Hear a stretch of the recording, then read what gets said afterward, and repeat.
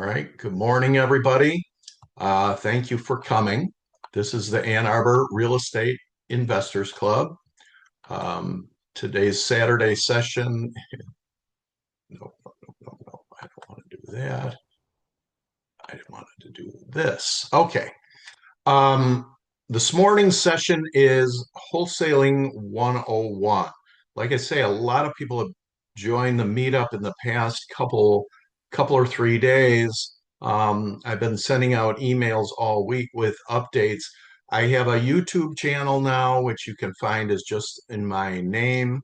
I've uploaded several classes that I have done over the past couple years. So there's lots and lots of material out there. This class I'm recording, so I'll upload it if you want to look at it later, because as I said, there's going to be um, quite a bit of information today. So that's it. This is the group we are, and this is today's session. This is my disclaimer, and this is especially true in wholesaling. Wholesaling is one of four basic exit strategies for real estate investing. All right, there's wholesaling, there's flipping, there's flip to hold or the BRRRR strategy, and then there's the turnkey strategy, which is buy and hold a property that is already generating income. But we talked about this at our session on Thursday because we had a brand new person at the group then. And we asked him, why do you want to get into real estate? Because real estate it can be a bitch. Um, and some of you are learning that the hard way. But I don't do this to discourage you. I do this to give you the reality of the business. And what I teach is a lot of things that I wish someone had taught me when I was just starting out. Then I would have been better prepared for a lot of the setbacks and learn ahead of time how to potentially avoid or at least mitigate those setbacks. So anyway, it's a difficult business. The Ann Arbor Real Estate Investors Club, we are about learning, networking, and deal making. This is the trifecta of real estate investing. You always need to be learning or you will fall behind. You always need to be networking because you are, as an investor, you're only as good and as strong as your network. And obviously, deals are the oxygen of your business, and especially when it comes to wholesaling, it's all about doing the deals. And I'll get into that in a few slides down the road. These are four basic steps to real estate investing. Learn the fundamentals, okay, which I teach, and there's lots of other resources out there that you can learn the fundamentals about. Create a plan. I'm a big proponent of planning, but I have a recording on that, and I do classes on that. Schedule it. So it's not real if you're just thinking about doing it. One of my resolutions for the year is to shorten the time between idea and execution. So that's one of my resolutions. I invite you to think about it, but I invite you to do that as well, as shorten the time between an idea and something you want to do versus actually doing it. And then after you schedule it, actually do it. Okay. These are the fundamentals that I talk about, and I talked about these in a couple of the emails I sent earlier this week, that these are the real estate investing skills and topics that I consider to be fundamentals. This is my list, and this is my list based on my 22 years of experience working in the real estate industry. So today, wholesaling, as I said, is one of the exit strategies of real estate investing. So it falls under the fundamental category of analyzing deals, because sometimes we're not going to get into it today, but sometimes you will analyze a deal based on a different exit strategy, and deals will make more sense for one exit strategy than they do for another. That's more in the deal analysis class, where I talk about all the exit strategies rather than specifically about wholesaling. So today's objectives, I'm going to give you a definition of what is wholesaling. I'm going to talk about documents that you need. I don't know where everybody on the call is from, but I am in Southeast Michigan, and I'd appreciate you mute yourself if you would.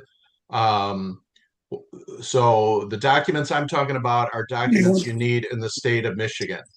So could I get you to mute yourself? Because it's kind of a little bit distracting. So um, the magic formula for wholesaling, which is, basically what if you're doing wholesaling, the magic formula is what your potential buyer is going to use to determine how much to offer and whether it's a good offer or all that stuff.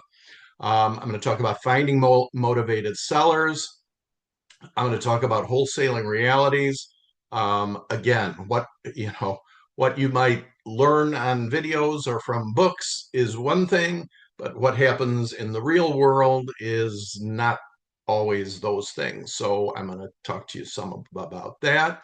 And I'm going to walk you through the sequence of, just the basic sequence of a wholesale deal. And I'll talk about additional resources. So, number one, what is wholesaling? I don't know what experience all of you have on the call, because I don't know most of you. I know some of you. Um, but wholesaling, in a nutshell, is you're a middleman. You're between a seller and a buyer, and you're trying to facilitate a deal. um, and you're a middleman. You're a middleman. You're a matchmaker, whatever you want to call it. But that's basically it. It's an unregulated part of the industry, which means it's kind of like the wild, wild west. I'll talk a little bit more about it in the economic realities of it. But what you're trying to do is get a property under contract, which means that a seller has actually agreed to sell a property for a certain price. And then you are going to assign that contract to your potential buyer. So that is the simple part about it. It's not any more complicated than that. You find a seller, get the seller under contract, you find a buyer, you have an assignment fee, the buyer steps in, purchases the deal, and then you're on to the next one. So that's what it is in a nutshell.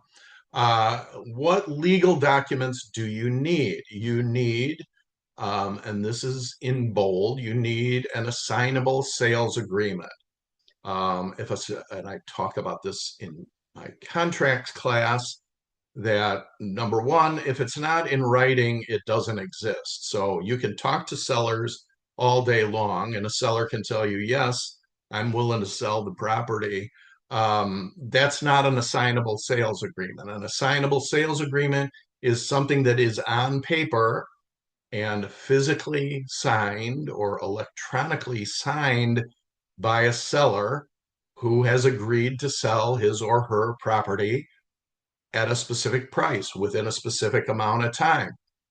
Now, what that contract has to have in it, which is usually different from most purchase agreements, is an assignable clause, or so a clause in there where the seller understands that you, the wholesaler, you're not the buyer, okay?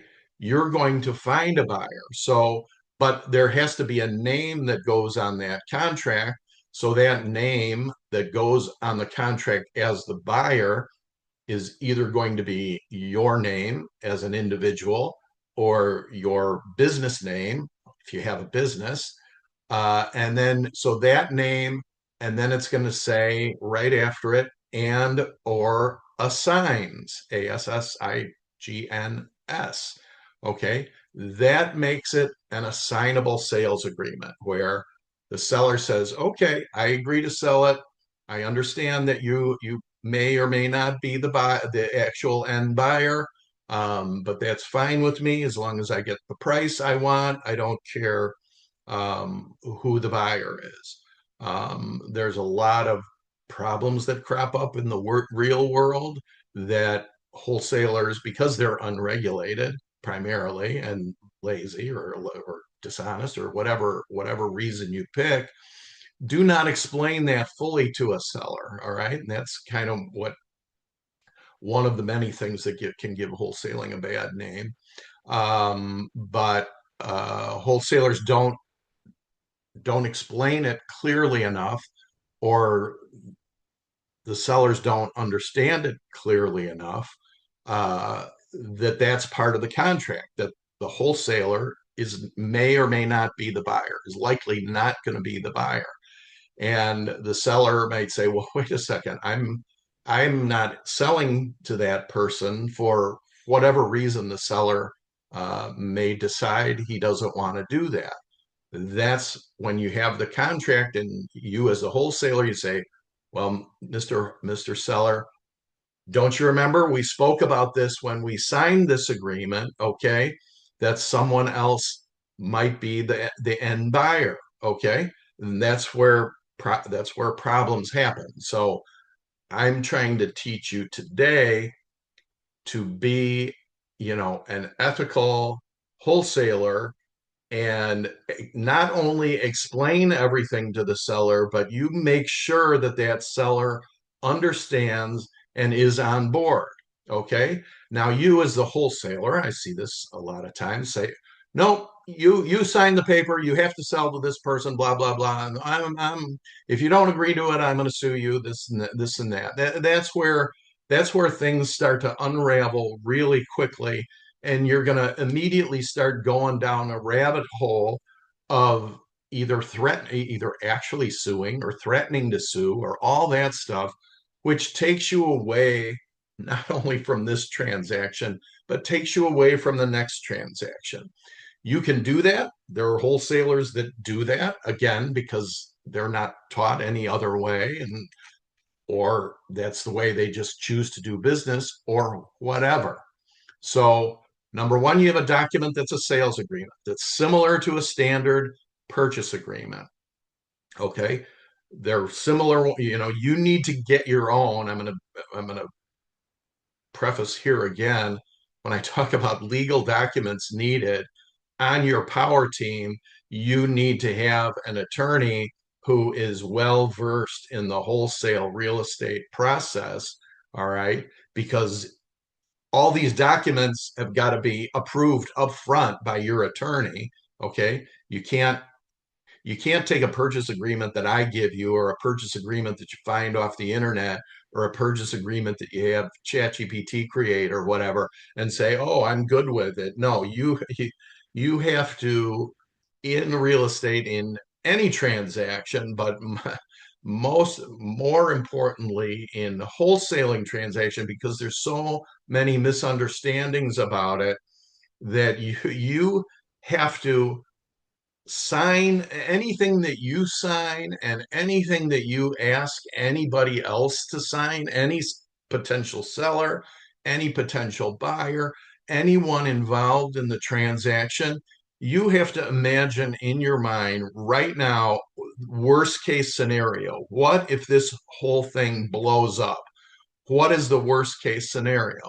The worst case scenario is someday you're suing somebody, or somebody's suing you, and you're standing in front of a judge, and a judge is going to say, hey, all right, Brian, let me see the sales contract uh, and the assignment agreement. And I say, well, here it is, Judge. Here's my assignment agreement. Here's my purchase agreement.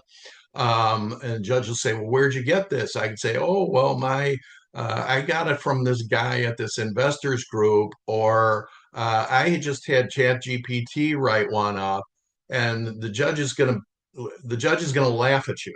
Okay, so you need to think of the worst case scenario, and the worst case scenario, I think, and I've learned it the hard way, so you don't have to learn it the hard way, is I want my attorney standing next to me, and my attorney handling the documents, and my attorney talking to the judge about what's going on, because this is not kindergarten. Okay, these are These are large. It's not, I say it often, real estate is not like buying a pair of shoes, okay?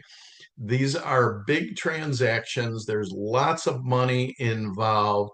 There's lots of legal implications with any or every document that you sign. And, you just have to stop and be careful. And, I won't say if, I'll say when you have your attorney on board and your attorney has provided you all these documents, then you don't have to imagine a worst case scenario because you say, well, I have my attorney who's an experienced attorney. I have him or her with me, so I'm protected. Okay. So you need the sales agreement. That's a purchase agreement. That's the agreement between a seller and a buyer. All right. Your name is a placeholder now in the wholesale deal. All right. But then there's a potential buyer who is out in the wings yet, and his or her name has not gone onto that purchase agreement yet. Okay. So that's the sales agreement. The assignment agreement is between you, the wholesaler, and the buyer. Okay. And it's a simple one-page thing or one paragraph document that's out there all over. And this is another reason I'm not going to be providing you with any legal documents for the reasons that I just outlined above. You get an assignment agreement. You talk to your attorney. You say, "Hey, Mr. Attorney, I'm a real estate wholesaler. I need an assignment agreement if I'm going to start doing wholesale deals." And the assignment agreement is basically it's a promissory note that the buyer agrees to pay you your assignment fee, whether it's $1, $10, $1,000, $5,000, $50,000, whatever that assignment fee is that you agree to with your buyer, and the buyer signs it, says, "Yep." You sign it, "Yep." That's your assignment agreement. All right.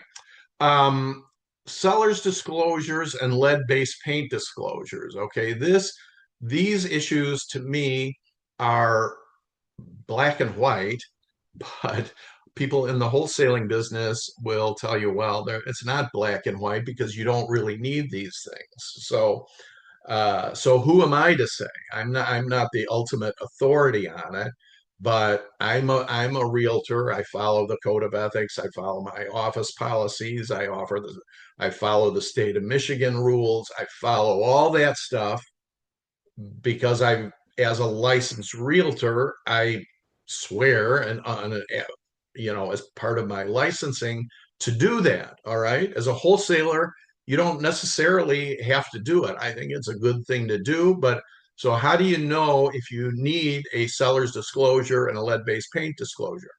Those of you who may not know what I'm assuming you guys know what these are. But again, that's part of my contracts class. I can't go into that.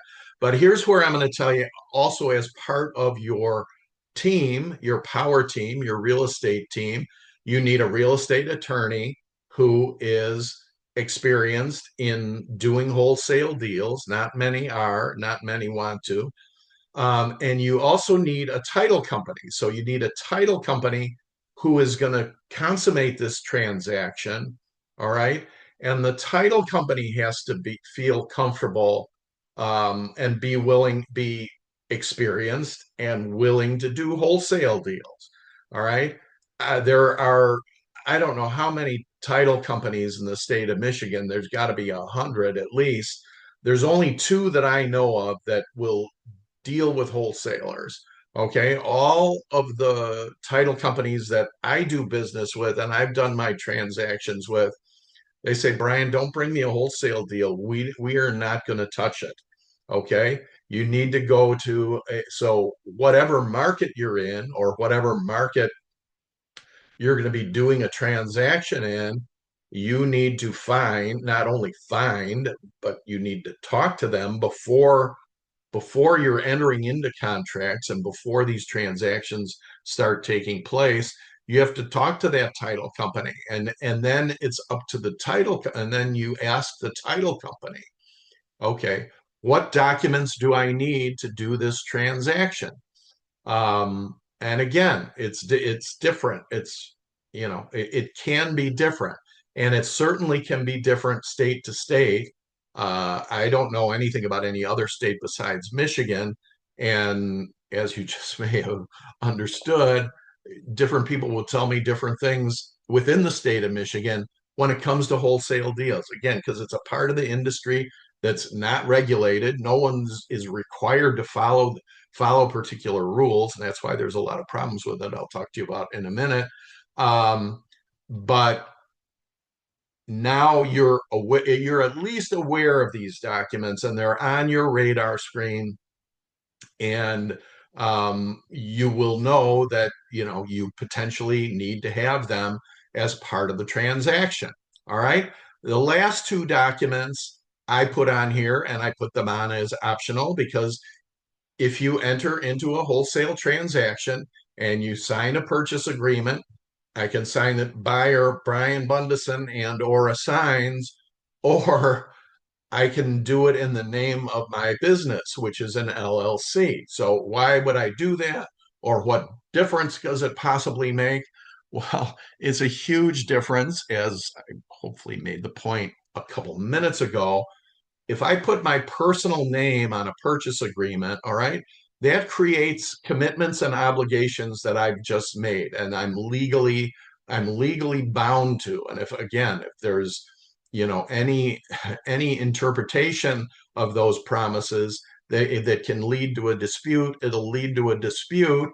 And again, what did I just say? Worst case scenario, I've got my name on this contract.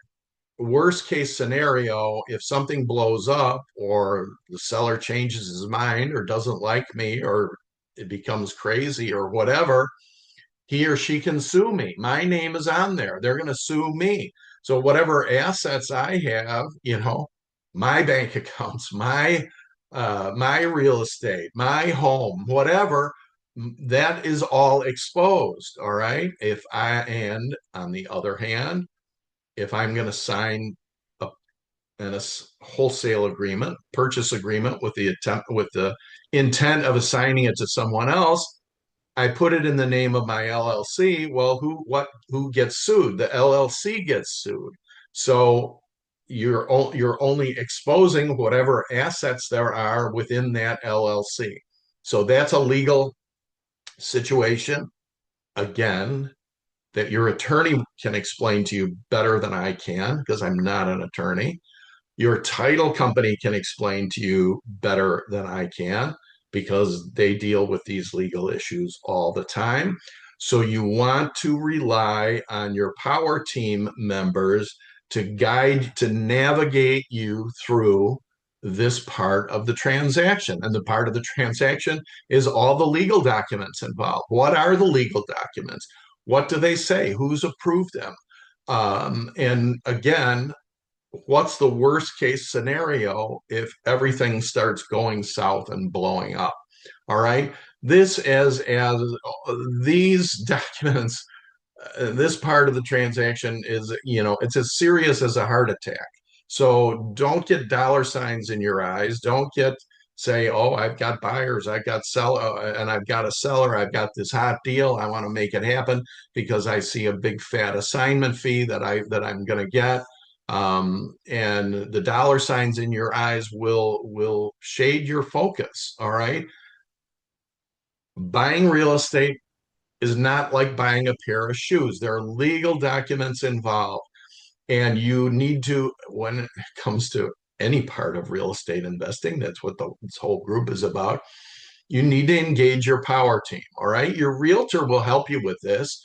I will help you. I have a good amount of experience in this area, okay, but I'm not an expert, and I know that there's a lot that I don't know, and there's a lot that I can't know. But again, because I'm not an attorney, I'm not a title company.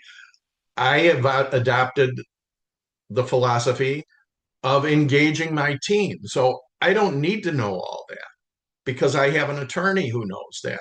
And I have a title company who knows that. So I can hand the ball off to them and know that that aspect of the transaction is going to be handled and handled correctly. So this is all very, very critical. I hope you have written this down. Again, it'll be on a cheat sheet I'll put in the chat at the end. But don't gloss over this stuff, all right? Because it's critical, and there's a lot of money at stake. There's a lot of promises at stake, and again, in the wholesaling sub universe of real estate investing, there's a lot of misinformation, and you'll hear, and as you interact with people, you have a lot of people say, "Oh, just do it this way," or "Oh, you can't do it that way." And you might say, "Oh, well, I don't know. This person knows more than me," and you might take them at their word. They might be right, they might be wrong, but the buck stops with you, especially when pen goes to paper, whether it's a seller signing a contract, a buyer signing a contract, you signing a contract. That's where the rubber meets the road, and that's where the buck stops. You can't say, "Oh, well, I met a guy at a investors group event, and he told me this." That does not fly. And I'm telling you, because again, I learned all this the hard way, that when you do stuff that way, you get burned, because you just do. All right. Now, this is part kind of a part two of wholesaling. All right. Part one, the legal documents and everything I've talked to you up to this point, is kind of, if you're an investor, getting involved in a wholesale deal, potentially as a buyer, you see what happens, on the seller end and the wholesale end. But if you have the inclination or desire or plan to actually become a wholesaler, be known as a wholesaler, put yourself out there as a wholesaler, this is the most important slide, in my opinion. There's a lot of other things you have to do that I'll talk about in a minute. But in real estate investing, your reputation is everything. But I think it is especially important in the wholesaling end of it, okay? Because it's unregulated. So anybody can wake up in the morning and say, "I'm a wholesaler," all right? And that person could be a nice person, he could be a mean person, he could be well-intentioned but doesn't know what he's doing, he could be dishonest, okay? And it's a small world. Real estate is a big world, but it's a small world, in that your reputation is everything. And those in the wholesale industry, because it's unregulated, no matter who else is in the industry, it's a reflection on you if you say, "I'm a wholesaler." All right. It's like realtors. I'm a realtor. All right. There's a million realtors in the country. And my reputation, or the way people perceive me, is based on their interactions with other realtors over their life. Now, hopefully, they've had good dealings with realtors. So when they meet me, they say, "Well, realtors are trained, they're licensed, blah, blah, blah. So I have a more of a tendency to trust you." But in the wholesaling world, not that many people deal with wholesalers. The buyers who work with wholesalers have a tendency to be the more experienced investors who need to do a lot of deals. All right. So what I'm saying is, is built your reputation is built slowly. It can be destroyed in an instant.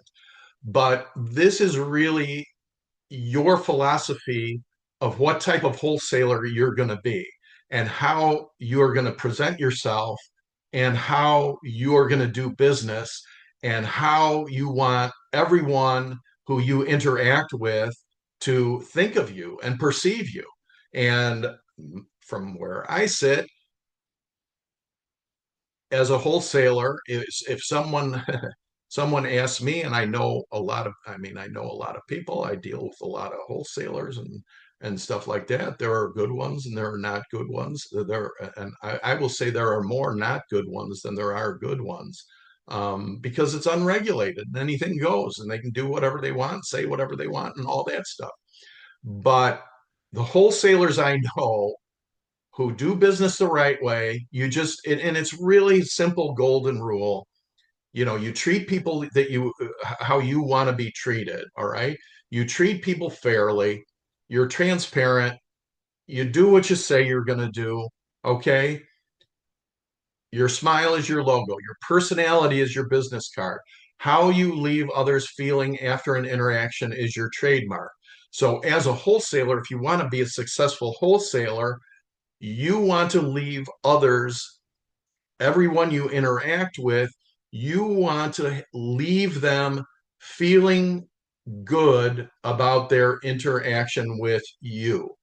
And that, to me, makes a successful wholesaler.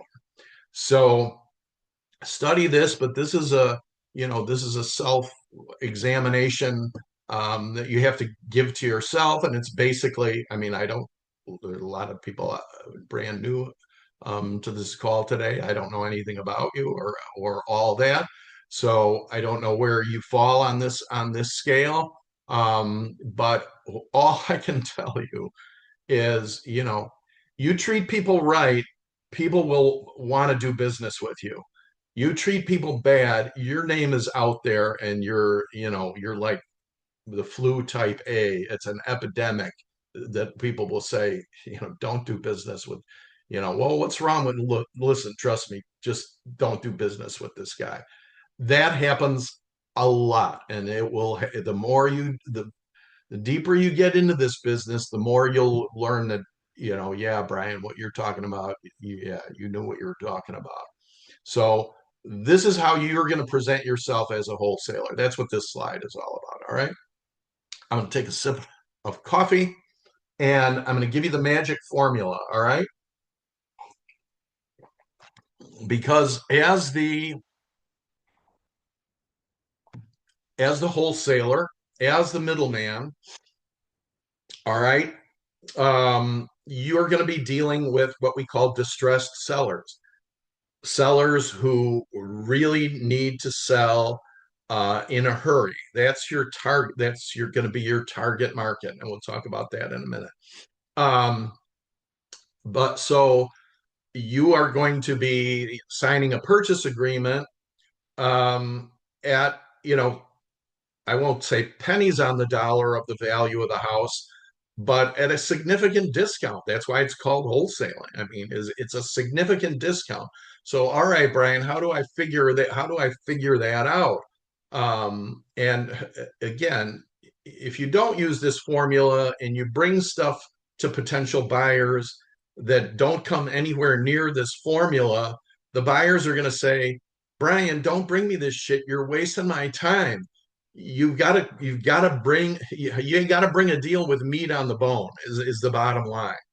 So you need to know the ARV. So it's a distressed property, which means it's a property that is in need of repair, likely significant repair. So you need to know what is the value of that property going to be after it's fixed up. That's ARV. If you've never heard this acronym, it's after repair value. I'm going to do a class on how to find the ARV in a couple weeks. All right. You take the ARV and then you know, you will want to multiply it by 0.70 or 0.65. All right. That's the number. So you're going to, whatever the ARV is, you're going to want to knock that number off by 35%. Well, why is that? What's that number? Well, that's the number that your buyer needs for him or her to make it a viable deal for him or her. All right. That's your buyer's profit margin, is that what's going to be that number between that and the ARV, if that makes sense to you. And it should make sense to you because it's a relatively simple formula. So you're going to take the ARV, that's the value it would be if it's going to be put on the market today. I'll teach you about that in a couple of weeks. So you're gonna whack that off, just a simple formula on a calculator. All right. Subtract repair expenses. So here's another little Y in the road for wholesalers and investors, and wholesalers who do business in a different way. And there's no right way or wrong way. It's just the way they choose to do business. Is I know wholesalers who say, I don't worry about the repair expenses. I don't estimate repair expenses. That's on the buyer to figure that out. All right. I'm just bringing them a deal with these numbers, and I don't even waste time trying to estimate a repair expense. And I say that's all well and good. And if you're a wholesaler and if you're successful doing it that way, far be it from me to say to not do it that way. But again, I put myself in the shoes of a potential, if I'm a wholesaler getting a sales agreement, I'm going to immediately put myself in the shoes of a potential buyer. Okay. And what's the first question a buyer is going to ask? Well, what's the condition of the house? Because if you're the wholesaler, you're presenting this deal to a potential buyer, presumably you've physically put eyes on this property and you've stepped inside or walked around or whatever. So the buyer who you're presenting it to hasn't done that. At least you've done that. You know, ideally you've got a bunch of pictures of the condition, whatever it's in. All right, you've got to do that.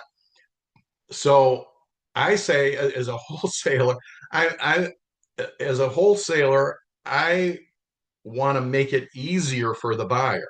So me saying to the buyer, "Oh, you figure out what your expenses are. Here's the deal."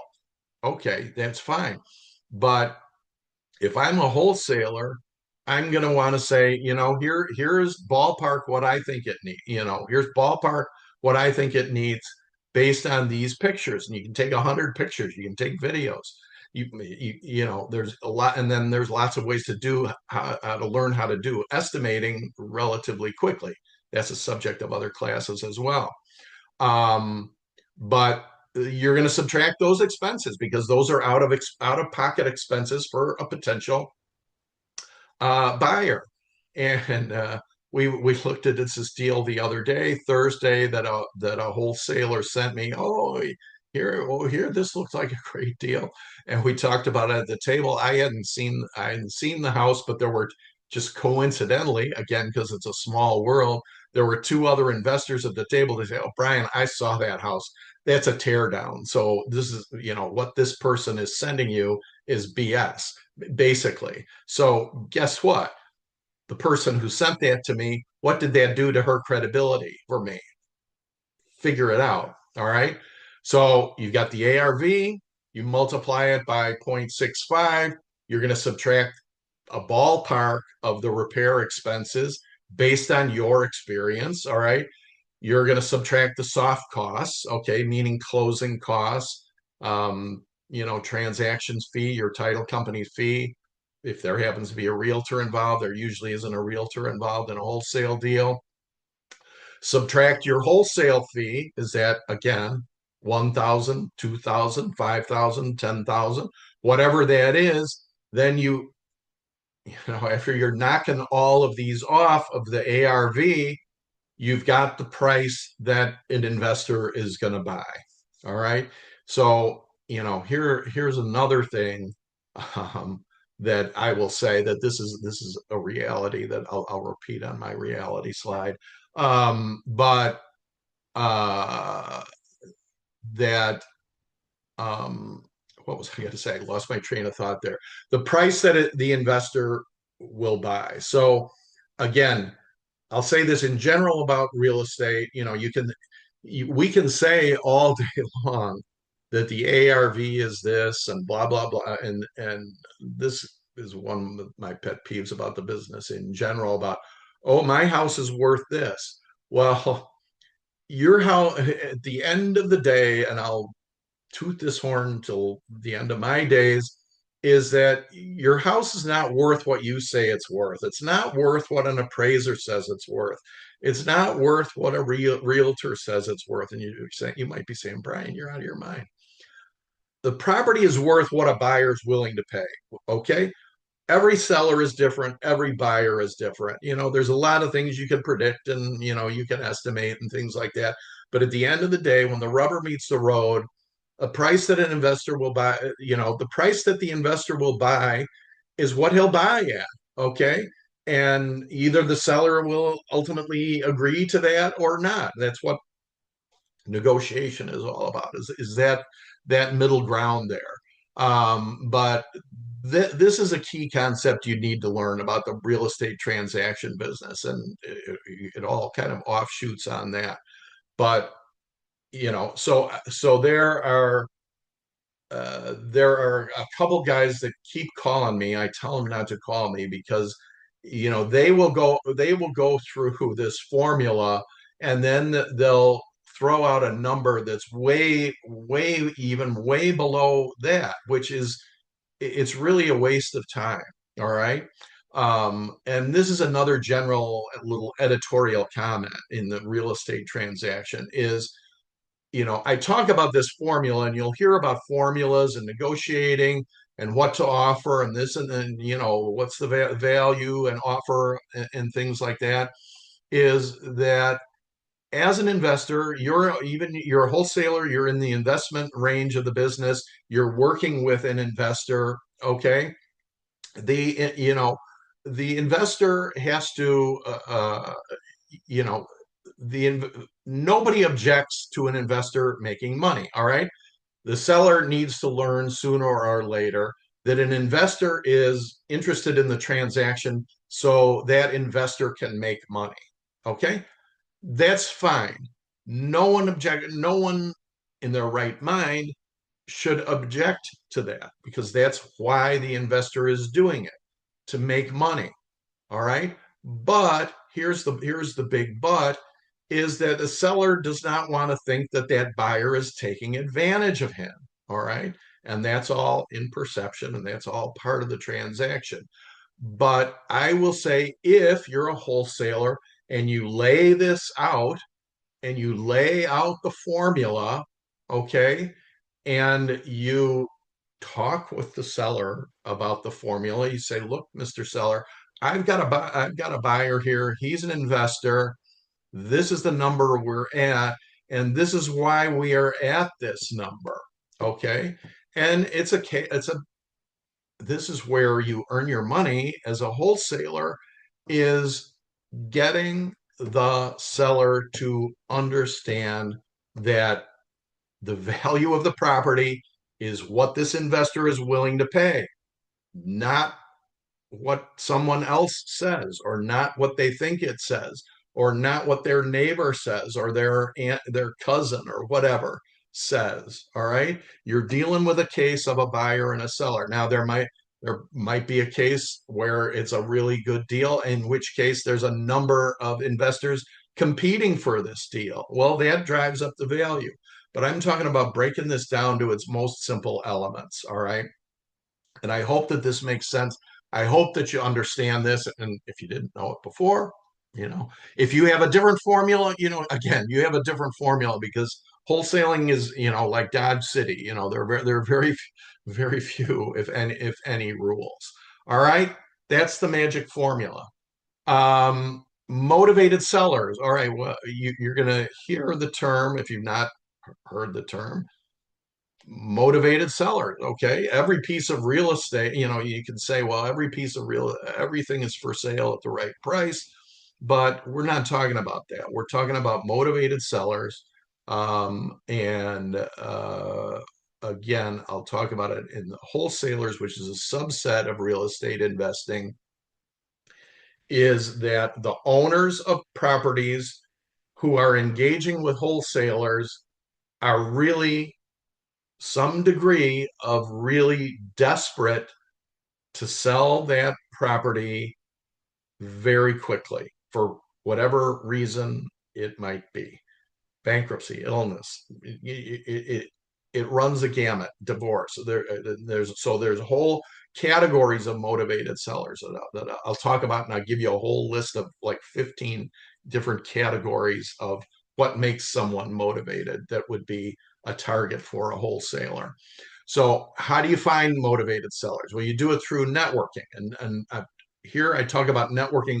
It's not only networking through a real estate investors group like this one, it's networking through your network. Okay. You know people. All right.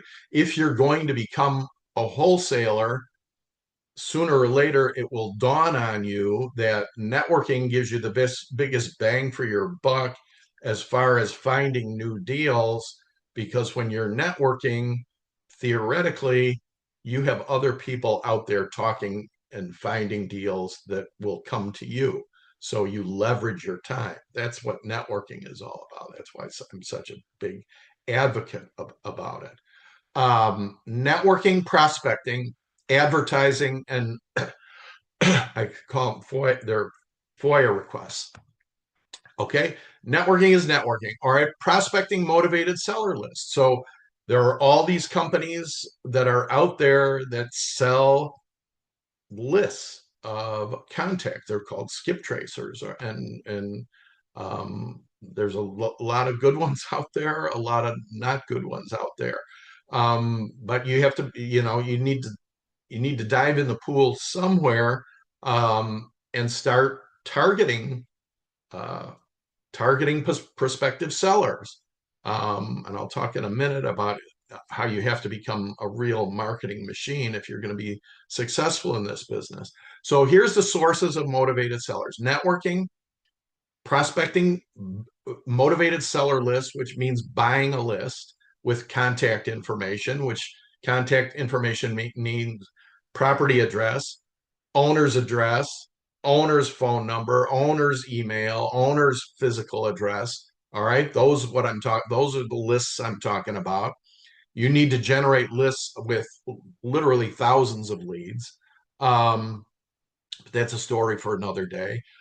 FOIA request. What's a FOIA request? A FOIA request is a Freedom of Information Act request, which you will see all the time because a lot of news organizations use them to get information out of government agencies.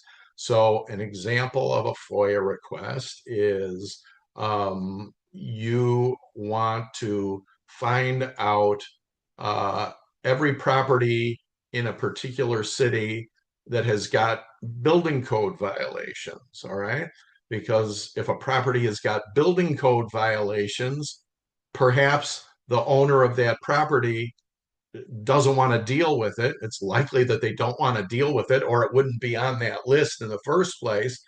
So perhaps they would be open to selling the property. They say, yeah, Brian, I'm glad you contacted me. I'm sick of dealing with the city of Ann Arbor.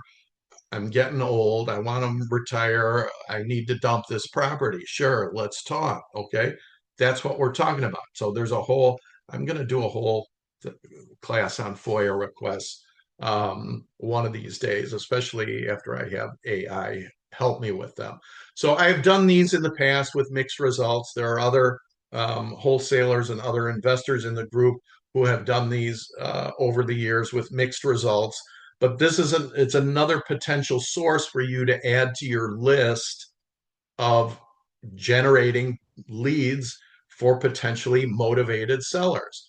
And again, it's specific to the municipality that you're targeting. Okay, the hyper local market.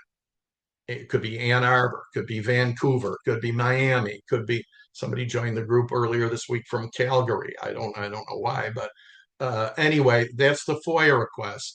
And then advertising. So you'll see, there's still people advertising out there the way they did before the internet, because people are still teaching that old stuff.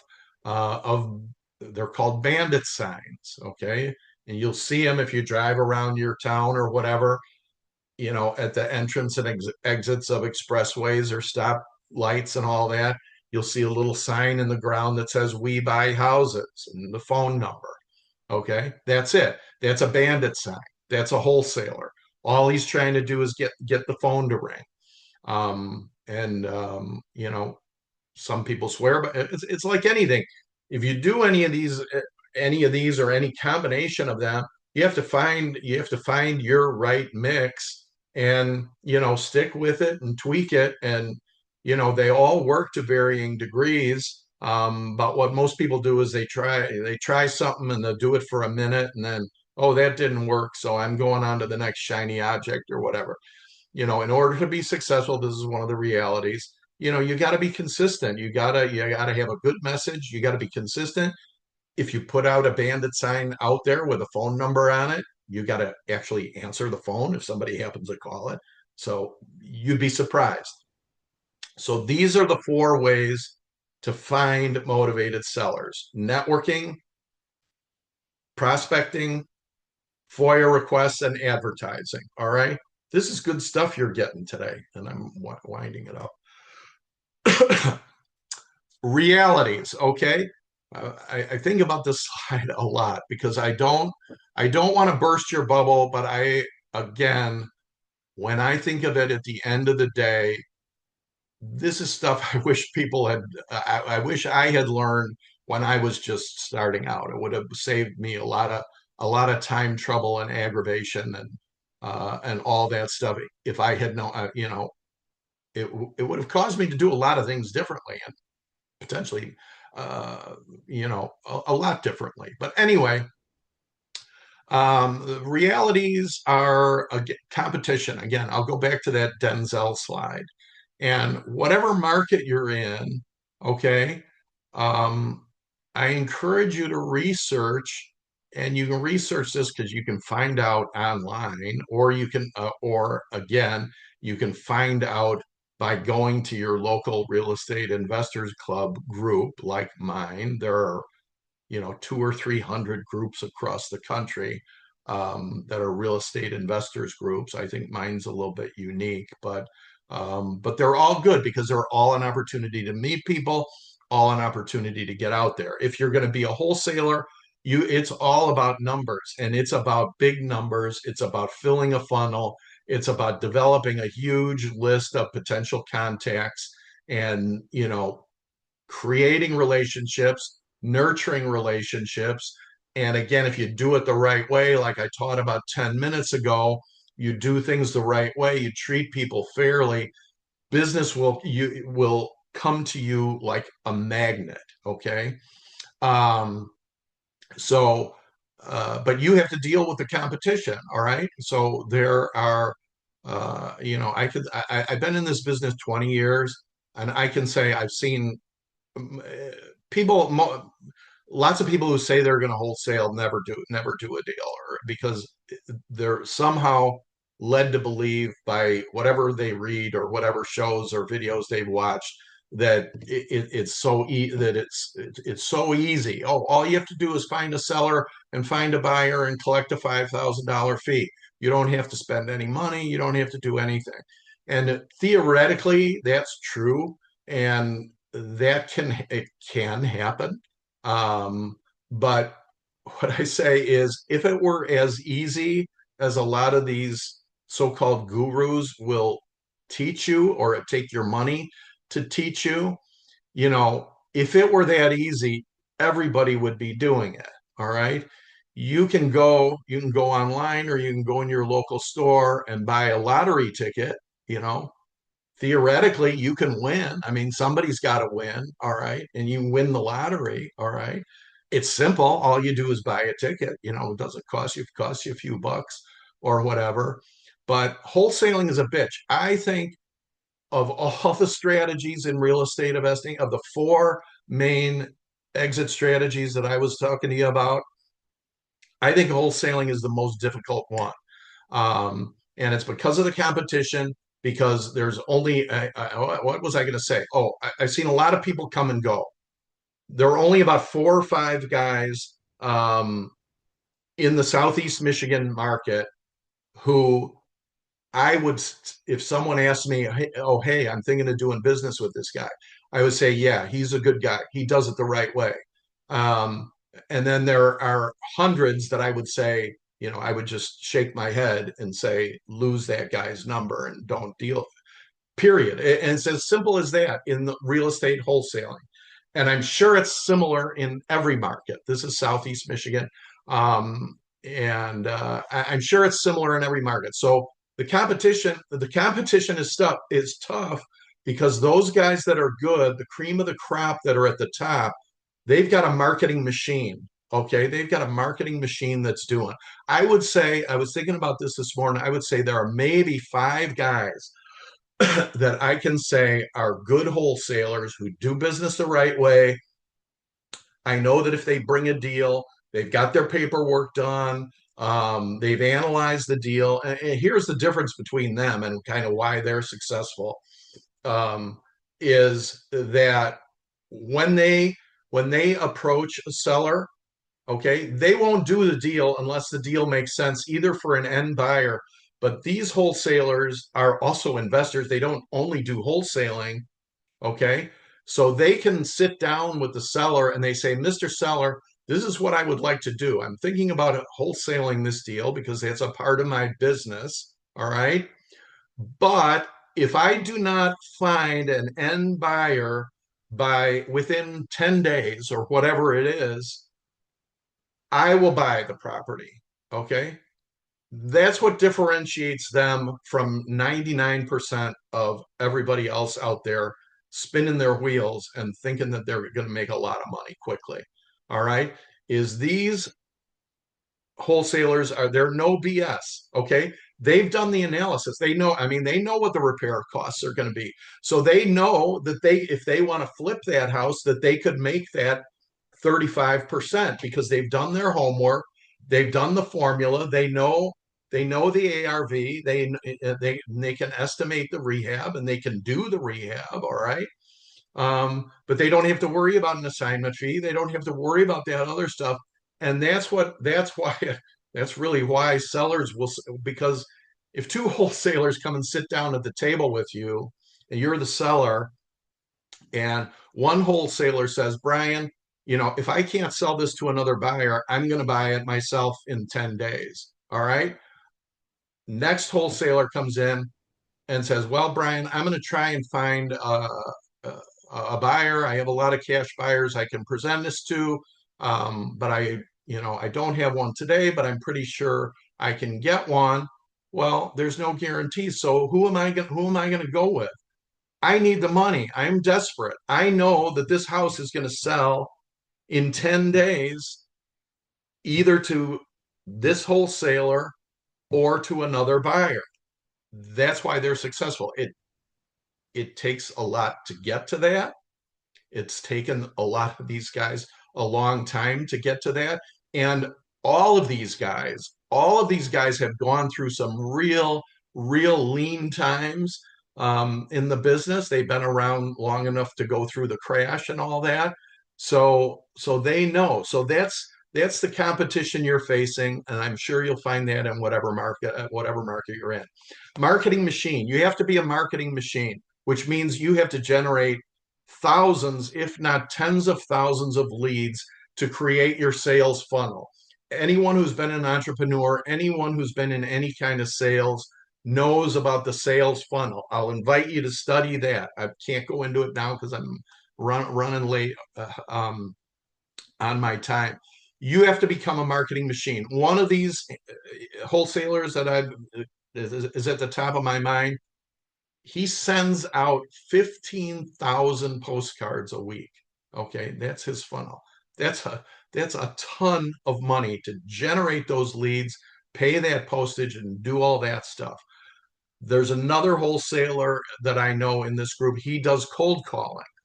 He has a machine. Okay, he has a machine that makes 1,500 dials a day. The machine dials 10 phone numbers at once. And if somebody picks up the phone, then he picks up the phone. He does that. He's successful with it. It's a very expensive marketing machine. That phone system is very expensive. But he does it, and that's within his marketing budget. I can talk about sales funnels and marketing budgets all day long, but I can't do that today. Um, That's what you're facing. That's what you're facing. There's another guy in the group who has started within the last year or so. He does cold calling, but he does it one by one individually.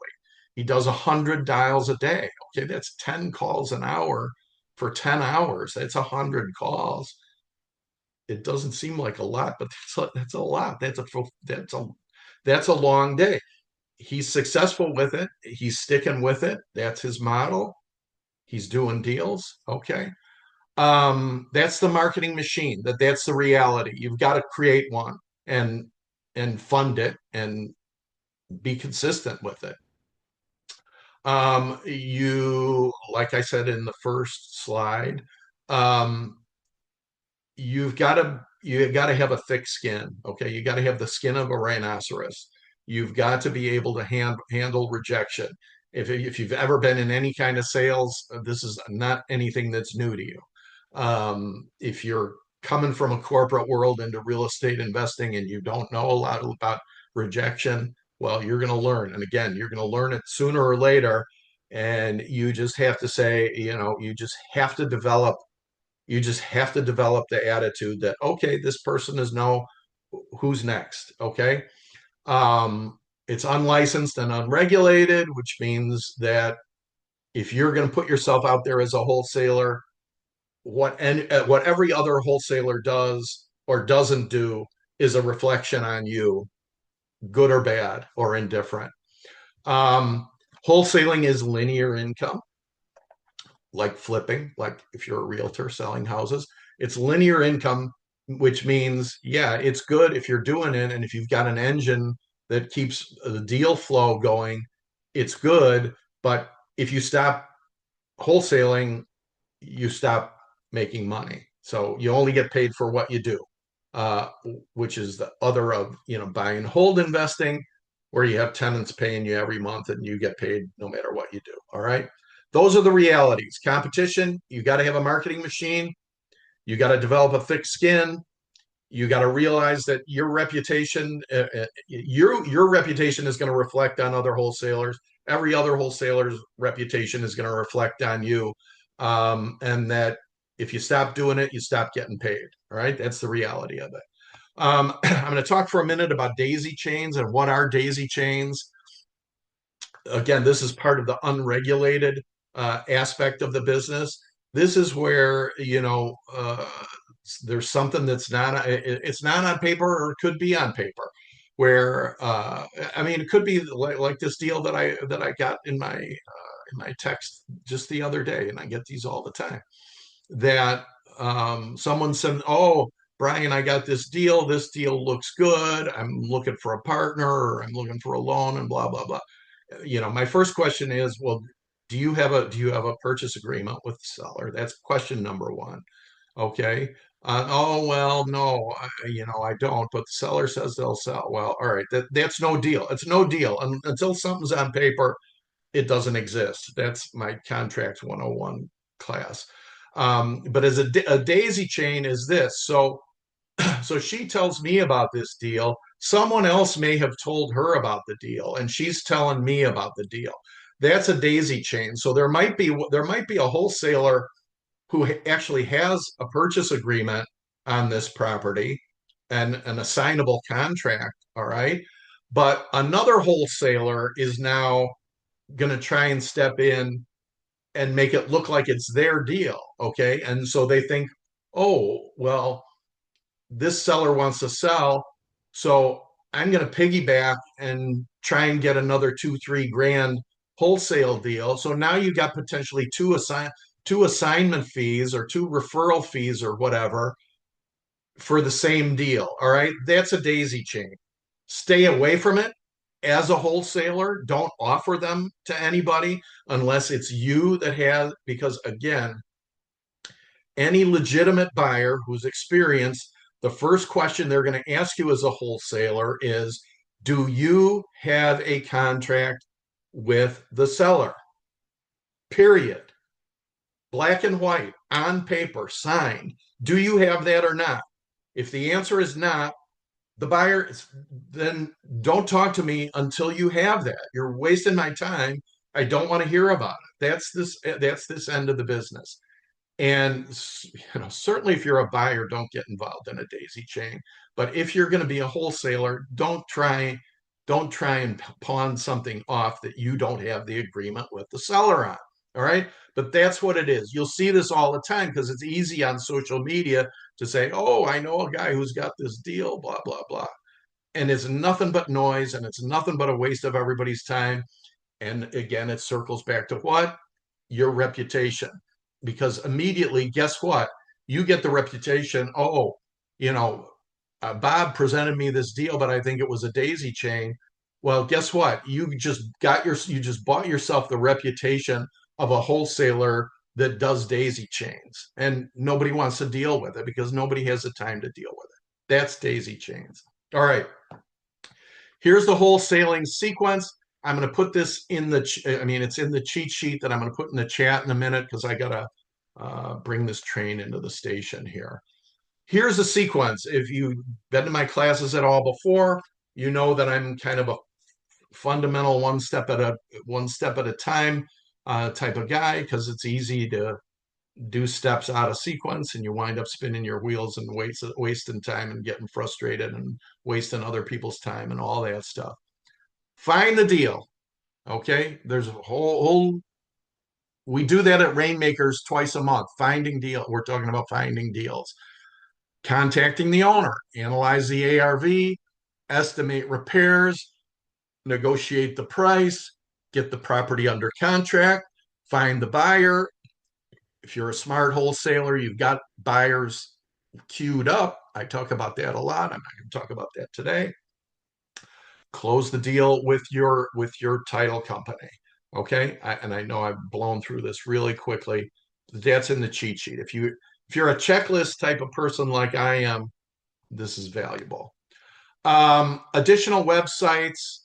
I'm being a little bit more active on our Facebook page. If you're on Facebook, you should all be familiar with all these other sites as far as resources are concerned and learning more about wholesaling because I can only scratch the surface. I don't do wholesaling because again, I think it's the most difficult part of the business. I'm a realtor, so my that does not is not wholesaling is not compatible with my role as a realtor. And again, you either want to be a wholesaler, perhaps you want to buy deals from wholesalers. Whether you're going to be a wholesaler or not, you should at least know how the process works because a wholesale deal might fall in your lap sometime or whatever. So hopefully today was of value. These are good resources. There's obviously tons of books, videos. I mean, you name it. There's all kinds of stuff out there. Here's two books. Those of you may be brand new on the call today. Um, this book, The Millionaire Real Estate Investor, excuse me, I consider it this group's Bible. Another reason I have to stop is my voice gives out after about an hour. And what every real estate investor needs to know about cash flow. Darn it. This always happens. That's why I got to get finished a little bit earlier.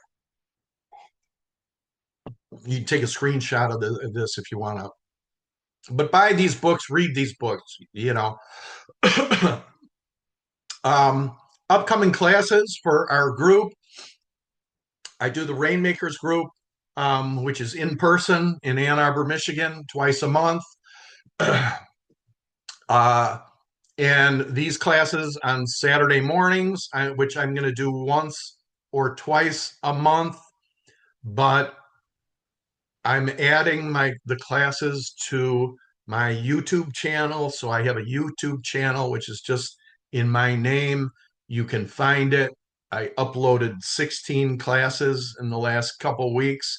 So there's tons of stuff out there that are classes similar to this that you've just gone through. So you know what you're dealing with if you want to learn those fundamentals that I talked about earlier.